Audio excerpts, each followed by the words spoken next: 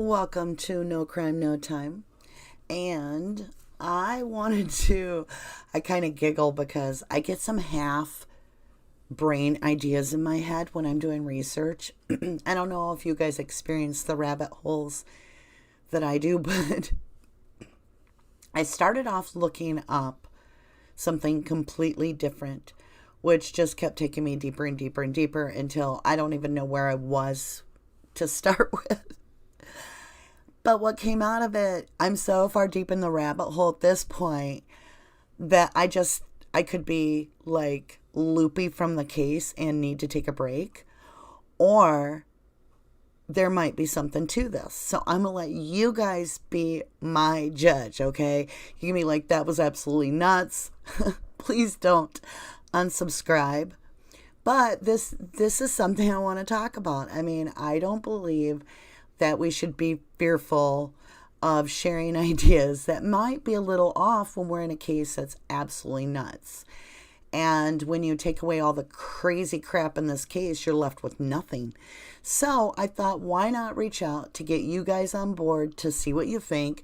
You know, I don't care if you tell me that's absolutely insane, that's absolutely stupid. I respect that too. I just think everybody should be able to express their opinion. So a few hellos today. So YB the Kid, thanks for being number one and showing up first. I appreciate that. And Julie, good to see you. Is that your last name is?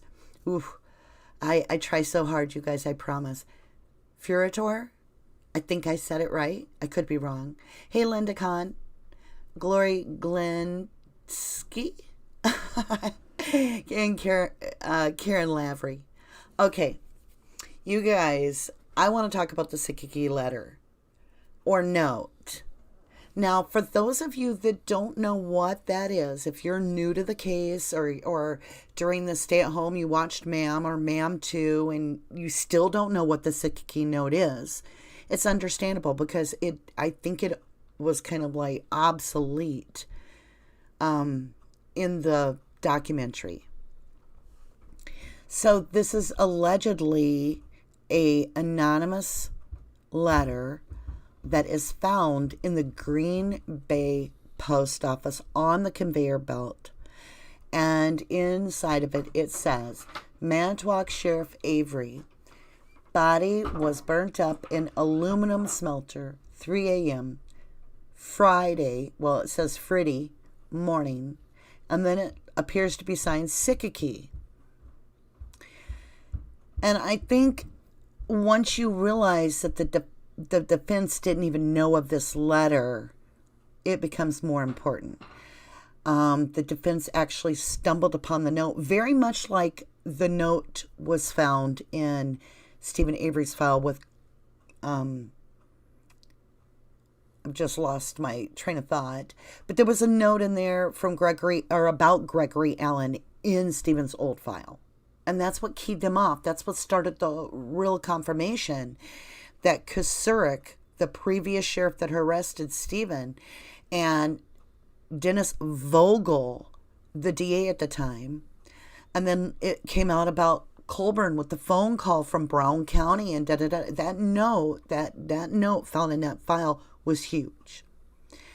And so is this the note of the 2005 case in a way, because of the fact that the defense finally learns about it pre-trial. I don't know why it wasn't talked about.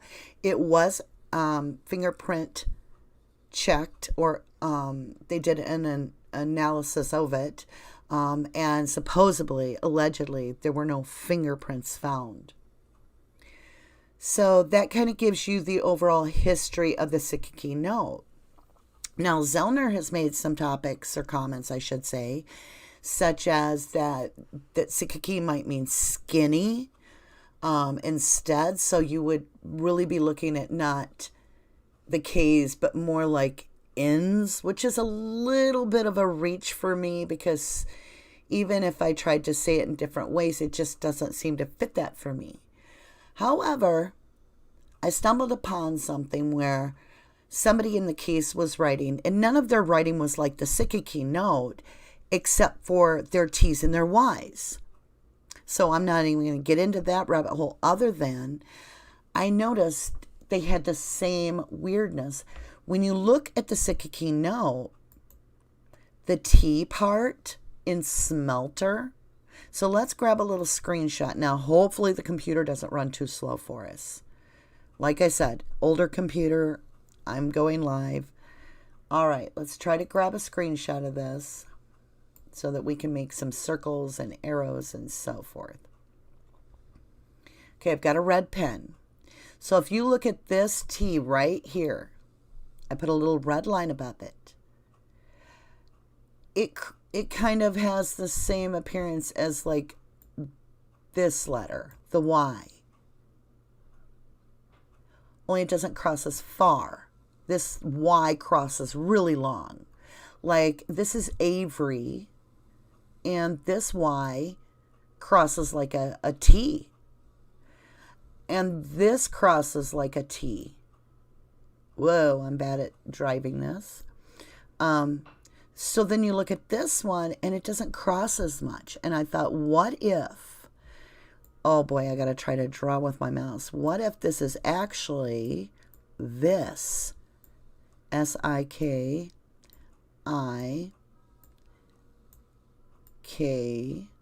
Bear with me. ET. Because if it is, what that means really bothers me. So I'm either really too deep in the case at this point, or something is very strange. Now, I'm going to get to the point.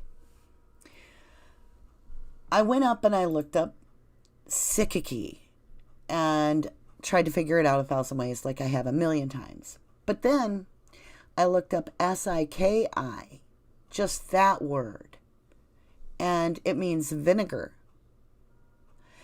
In the Urban Dictionary, it has more to do with swag drug language. And SIKI is a negative connotation you would say about someone if they are kind of wasting their time. They're a mistake. Like, look at that SIKIKEY sitting on the curb asking for cash. This is all Urban Dictionary. But in English, it means vinegar. And I was like, so what does that mean? So I just dropped that. But then we were left with the other part of the word, which was KET. And when I went to that, vinegar then became a clue. Because when you go to KET, it's the word in the drug world, in the pharmaceutical world, as ketamine, which is also a tranquilizer that has been used as a date rape drug. Fact, because ketamine has the potential to eliminate social inhibition, sexual aggressors and criminals often slip it into someone's drink. And it's a dangerous hallucinogen. So I thought that was interesting. I'm like, well, what would vinegar have to do with ketamine? Then I realized that it comes in a dry powder base, which can be smoked, snorted, and injected. But if it's injected, it needs to have an acid base, such as literally listed out vinegar. So that bothers me. I mean, ket is not something I make up. It's a very serious drug. It can cause death very easily. It's considered an anesthesia. It can make you hallucinate, lose your memory. And if you look at, let me go down here. Let's see. Where was it? Okay.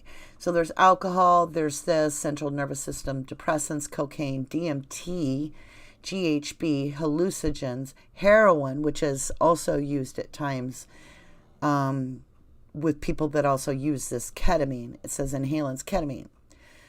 a dissolvative drug used as an anesthetic in veterinary practice.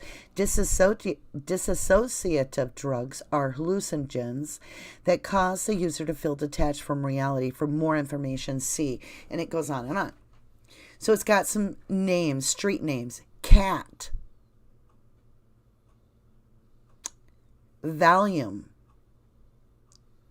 K, I guess. Special K. Vitamin K. Commercial name is Keltlar. This happens to come in liquid, white powder. So it can be liquid or a white powder. It states injected, snorted, smoked, power added to tobacco, which we know Teresa smoked, or marijuana, cigarettes swallowed. Could she have passed out behind the wheel? Because this says that short-term problems with attention, learning, memory, dreamlike states, hallucinogens, sedative, confusion, loss of memory, raised blood pressure, unconsciousness, dangerously slowed breathing. There's damage to her car. We've been talking about the pinging in a different area. And the SIKIKEY note is basically, if it is a T, I know it's a real big stretch, but look at skinny and then look at SIKIKEY. That seems a little further of a jump to me than if the paper turned just a little and you look at that as a T. Like I said, on the SIKIKEY note, the T actually isn't crossed as far as the Y is. Now look at that little mark at the end. It's not crossed as far as the Y either. So is it possible? So I'm going to come back up to top side. And I want to say to everybody, happy Memorial Day weekend. I hope you've been tweeting to Governor Evers. I've been putting them out there this morning. I asked, why? Won't you look at Brendan's case? What is going on here? So I hope you followed suit. So let's get into this. Okay, Karen Lavery says, running very fast into the room, waving hands madly in the air. I'm here. Good to see you. I'm listening to like major sirens. I hope everybody's okay. Wouldn't that be something if it's like a really bad accident by my house and I had to evacuate? Because, oh my. Sorry guys, real life, you know. I know what it is. It's good news. Our seniors have graduated, you guys. Oh my God. Sorry. Real life kind of happening with you. Oh, I'm so proud of you guys. I could just cry. These kids have been through hell. I mean, in all of our lives, we have never experienced what this group of seniors in the world have experienced. So hats off to all you that stuck it out and are graduating. And it proves that you can make it through anything and you're a strong bunch. I was worried because I'm like, oh my God, there's so many ambulances out there. And now I was seeing fire trucks. So I totally lost my train of thought. Okay, so, hey, Grandmas, good to see you. And Gloria, good to see you too. Oh, and she says it's Glenetsky. I'll try to remember, I promise. And Karen Lavery says SIKIKEY equals Colborn. Now that is interesting when you look at, oh my God, we got to look at this. I know that Colborn's A, that eggplant A he signs Andrew with, like is almost exactly like aluminum smelter. Now think of this. If he's the one that's writing this note, and if it is SIKIKET, meaning how she was handled, it would be a complete message because it would be talking about that it was a powder form of ketamine because vinegar would be the key. And it would be talking about how the body was disposed. If it happens to actually be, what if it is Andrew Colborn letting the force know that the job was done? Because remember, her last voicemail pings within 2 miles of Andrew Colborn. and within 2 miles of the Vogel family farm. Let's see here. There was one of these that had Andrew's. I had it already compared and everything. Let me see if I can grab that. We may not be able to do it on live. We may have to just wait because it's going to take so much. Yeah, it's taking too much bandwidth and RAM and all that on this old computer. So I'm going to get out of this. I think. Well, this has been an interesting live. So, when you look at that concept, what if the SIKIKEY note isn't the SIKIKEY note at all, but the SIKIKET?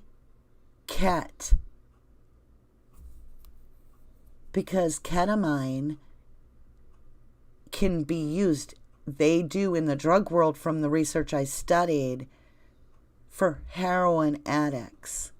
Now you say, why would that have to do with the Hall box? Well, I don't know.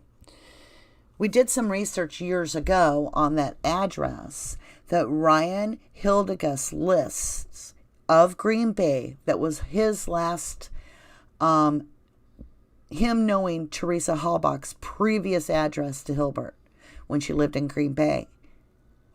And no matter how we tried to track it, it kept coming back to an apartment building that was affiliated with Lutheran Social Services Drug Rehab Department.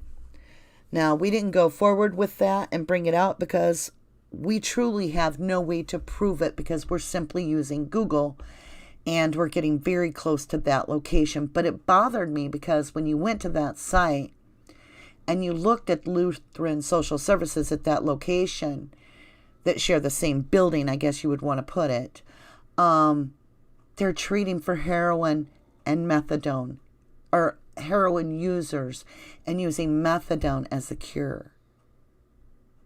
So interesting. Julie Fureder says, almost pronounced Frader. No biggie, no one can spell or pronounce it right. Yeah. I'm almost thinking that might have been to throw us off and make us think that it was just some kid writing it. Maybe it was being used to possibly frame someone at the Averys or something to make it look like one of the Averys wrote it. The note supposedly, allegedly came out before anyone in the public knew anything or the cops about bones or the body being burnt. So that's what leads credence to this note being authentic. Hey, Sean Monet. Good to see you. Kimmy Monster, you rock.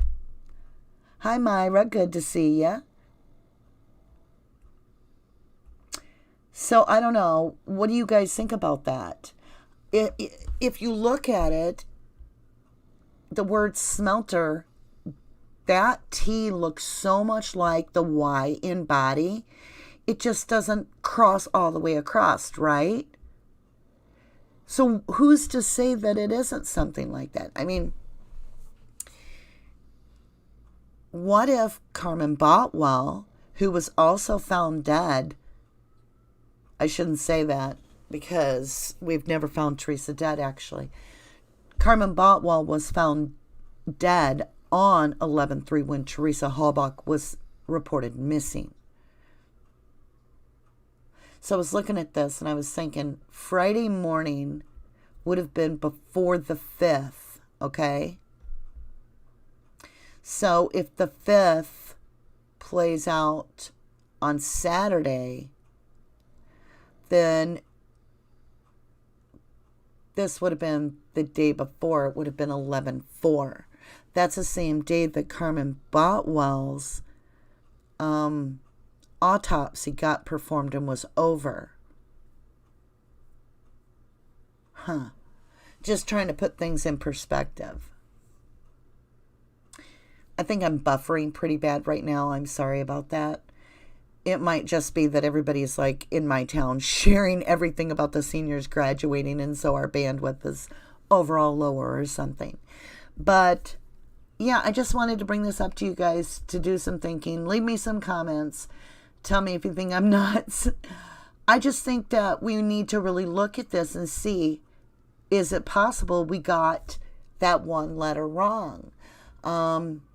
We know that Teresa was taking photographs of pornographic photos, actually, nude photos, on a different job than she was photographing children during the day or whatever. She's out drinking in one of the pictures, throwing back a shot, very healthily throwing back a shot, like with some oomph. She knew what she was doing.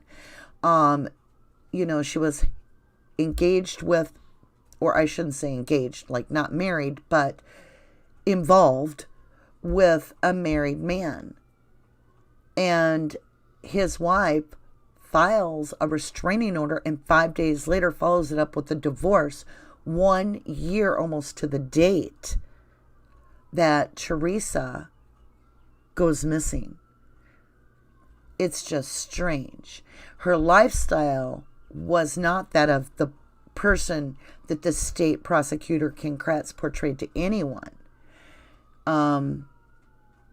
It was more of the lines that this was a person that was living it up. So if you think of the fact that we're dealing with drugs in the Manitowoc area at the level that they actually brought up, that, was it Seisman, I think his name was, Dr. Seisman or something. Anyway, he was considered the candy doctor by the cops, but he wasn't getting arrested. He finally ends up getting in court. He gets acquitted. Of course, he's dead a year later. Right? So, you have to wonder, are drugs involved? Why are all the panels off of her vehicle? Did they absolutely stripped her RAV4 by taking the panels out? And you have to wonder, did they take the photographs of everything after they cleaned that car? So was there stuff going on in that vehicle that they actually had to remove panels? Because all the bolts are missing, all the pieces are missing. So let's scroll down. Are you guys with me still? Sometimes I'm buffering and sometimes I'm not. So, hey, Mary. Good. Aw, thank you, Mary. She says, we love you. Aw, that always makes me feel good. Kimmy Monster says, yes, body disposed of. So, what if it really isn't disposed of that way? What if the body actually went to a crematory and was just given back on the 10th to the family? Because if you look at this death cert, on the 10th of November, the Whiting Funeral Home signs off on Teresa Halbach's death certificate. The thing is what was the Whiting Funeral Home getting? And everybody's like, no, they couldn't have, because the bones disappear on September 20th, 2010 or 11. Really? What if they actually just gave the bones back right away?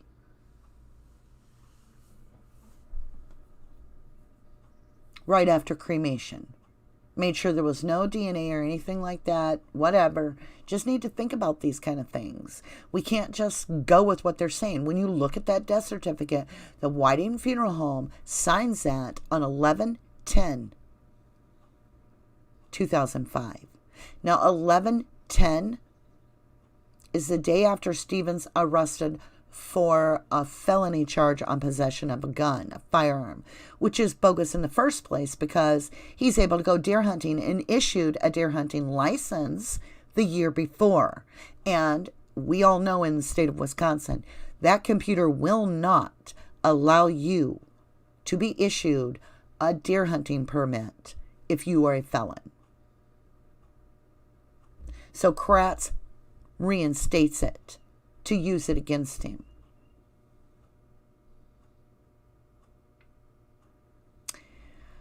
All right, guys.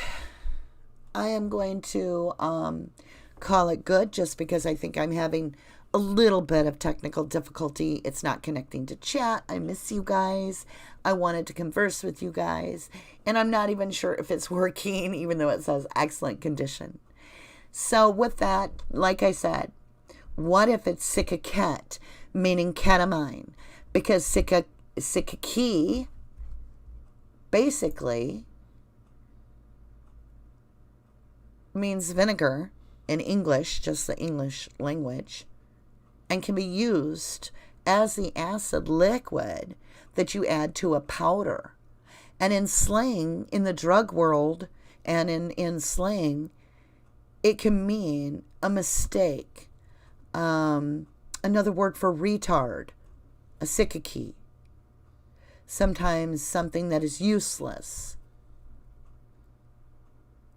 It says a term used to describe a child coming from a torn condom. So you could say in slang, you damn sickie. Dude, you pulled a sickie. Looking at that sickie sitting on the curb asking for cash. Shit, I think I'm having a sickie. So it's basically a F up.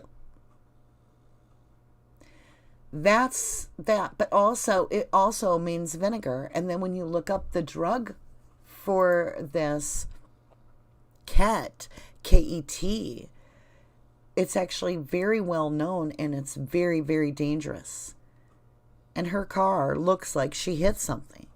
What if they laced that bottle of water?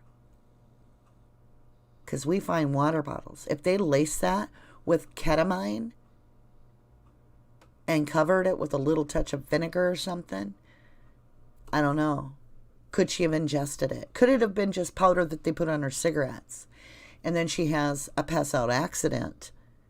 And they would know about where, because this is very, very fast, very, very fast acting. That's why they call it as one of the date rape drugs. So, all right, guys, I want to thank you all for joining me. I'm sorry that the connection was really crappy. I apologize for that. It'll probably catch up just as I